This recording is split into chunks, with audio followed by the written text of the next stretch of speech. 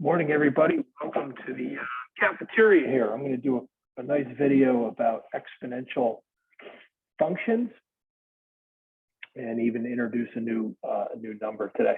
So the warm up here, first of all, graph 81 times 1/3 to the x.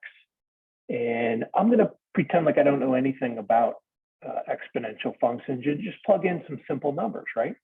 So if I plug in 0, I get 1/3 to the 0, which is 1, times 81 is 81. If I plug in 1, I get 1/3 of 81, which is 27. If I plug in 2, I'm going to get 9. If I plug in 3, I get 3. And you can see as you go from 0, 1, 2 to 3, the y values keep getting divided by 3. So if I actually kind of graph these, and this, again, this is not a great graph, but 0 gives 81, right?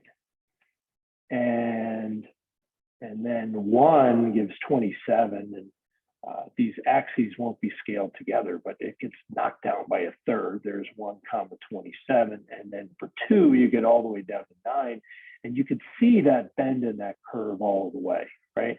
And 3 gives 3, and you can kind of tell that when you keep dividing by 3, you're going to get closer and closer and closer to 0.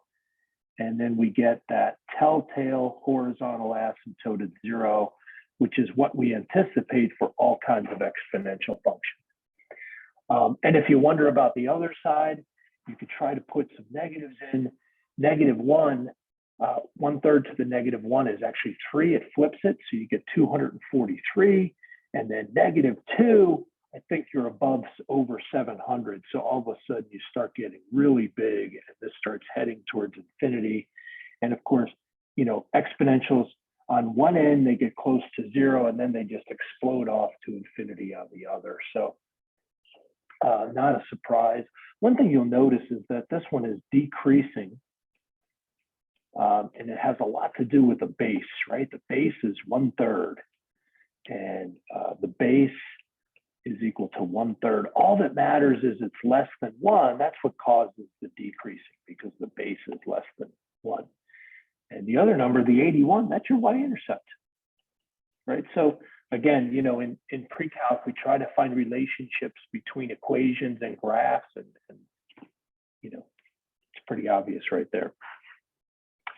From last class, you remember we tried to use this compound interest formula to give an example of exponential functions. So let's just use it one more time. Initial investment, that's my principal, right? So I have the amount after time as the principal, that's $8,000, 1 plus the interest rate, 2.75%. Don't forget to move the decimal 2 to the left, right? And it's compounded quarterly. That tells me n is 4. Well, 4 times a year it gets compounded. And finally, the top here is n times t. So that's 4. And then t is that 10 years. So in 10 years, you'll compound the interest 40 times. And, you know, really, this one's already solved, right? Everything's on the right side. Just jam it into any kind of graphing calculator. And this shakes out to about $10,522, and let's be as accurate as we can, about 34 cents. Okay, that's it for the warm-up. We're going to look at a magic bank account in the next video.